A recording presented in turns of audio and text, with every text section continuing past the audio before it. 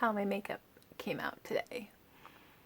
I know we're starting to get into fall, but I will cling to my last remnants of summer as long as I can. Great. Hello. Welcome back to my channel.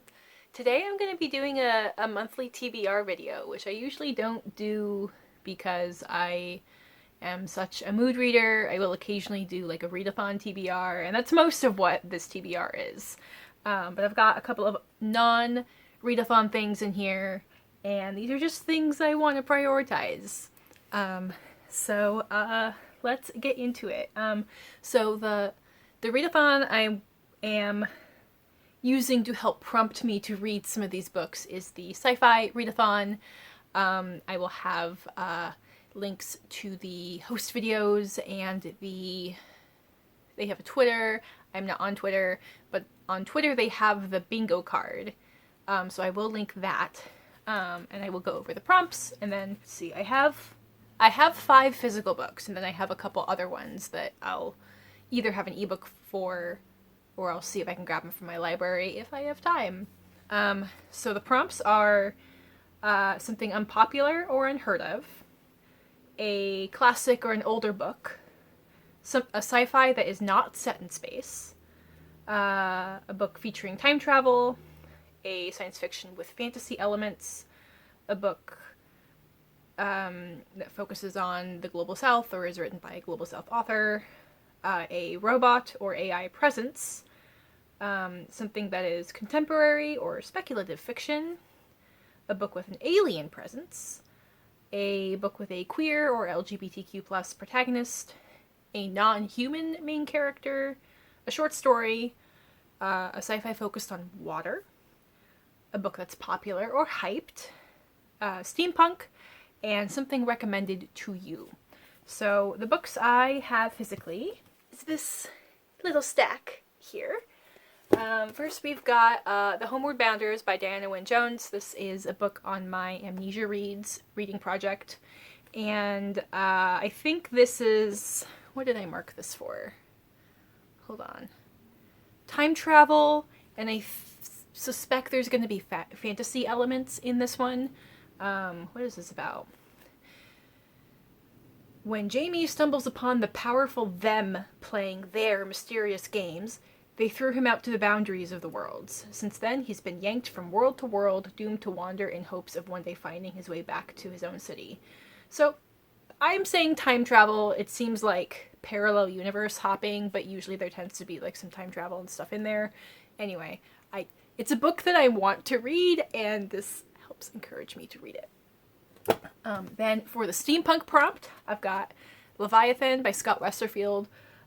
This is a middle grade steampunk novel. I've read the first 2. I don't really remember what happens in them. I know there is a third one, so I want to start rereading the books I have to decide whether I want to finish the series or pass them on to someone else. I mean, I remember enjoying it because I liked Scott Westerfield's stuff, but, you know, it's been 10 years. This one's also on my Amnesia Reads TBR. I will link that video as well if you want to learn more about it. Then I have Una arruga en el tiempo by Madeleine L'Engle. This is A Wrinkle in Time in Spanish. I've read A Wrinkle in Time half a dozen times. I have a goal of reading 4 books written in, or translated into Spanish or written in Spanish this year, and I want to get into rereading this series because I bought An Acceptable Time. I don't remember where this book falls in the quintet, but it's the only one I haven't had. I don't remember if I've read it, but I want to reread the rest of the series because I'm very familiar with A Wrinkle in Time and I don't really remember a lot about the rest of the series. So this one does not have time travel. This is a classic older book, fantasy elements, popular, hyped. Yeah. Okay. Then for my unpopular or unheard of, I've got The Carpet Makers by Andreas Escabach. The detail of this image is pretty cool. So this is translated from German. And I think this one's also going to have fantasy elements in it. I don't know too much about it, but I want to read more translated fiction, and but I tend to have a hard time. I tend to gravitate towards genre fiction, like fantasy, science fiction, mystery. So whenever I find a translated work that isn't a genre I like, I tend to just pick it up. So we'll see what I think about this one. And then the last thing I've got physically is volume 1 of the graphic novel saga. I've read this years ago. I think I might have gotten only to the 2nd volume, but I picked up a used copy of this one. I'd like to get back into the series. This is definitely has fantasy elements. Definitely popular and hyped. Alien presence.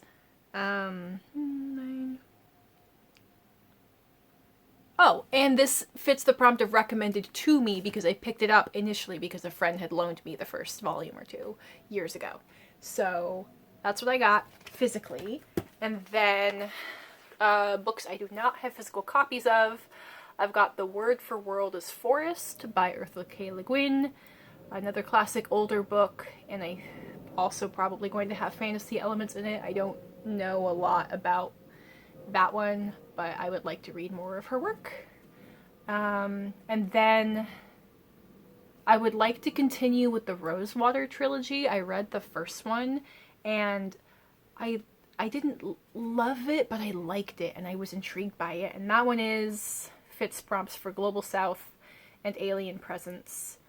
And then I'd also like to read Symbiosis, which is the sequel to Escaping Exodus, which I really liked the premise, and there were a lot of things about the story I really liked. I had some issues with with the pacing of it, and I've heard that those issues continue in the 2nd book, but the premise is still really interesting, and I would like to continue with the book, and that fits queer LGBTQ plus protagonists and alien presence. I'm also interested in reading Slay. I think that one is non-space. It's about like a online virtual reality realm. And that one's also fairly popular and hyped as of a couple years ago. So that's 9 books right there. Which, now that I'm back at work, I think I'm on track to read like 10 to 12 books. So we'll see if I get through all of those, because inevitably I'm going to pick up something other from my library when it becomes available. And then I have these other books that I would like to read. So the other books, I would like to read The Beautiful by Renee Ahdieh, because I have this project of trying to read a bunch of vampire fiction so that I can make a video about it in October. I've definitely fallen behind on reading those, so we'll see if I have time to squeeze this one in, and another one I have checked out. So there's this one, and then September is Latinx Heritage Month, so I've got some Latin authors that I want to focus on. First off is Selected Poems by Pablo Neruda. This is one of my books that's been on my TBR the longest. I did attempt to read it a couple months ago and DNF'd after like 2 pages. My brain was just not in a good place for what I was reading. I'm gonna try again. Great. And if I DNF it again, it is time to unhaul it. Then I've got The Angel's Game by Carlos Ruiz Zafón, who is the author of Shadow of the Wind. I have this book because I found this in a little free library, and I would like to also focus on my books I've picked up from there so I can clear them out and return them to the free libraries. So, is this one translated? Yes, this one's also translated. Oh, cool. I've got 3 translated books in this stack. So, there's that one. And then I've got one of my anticipated releases for the year.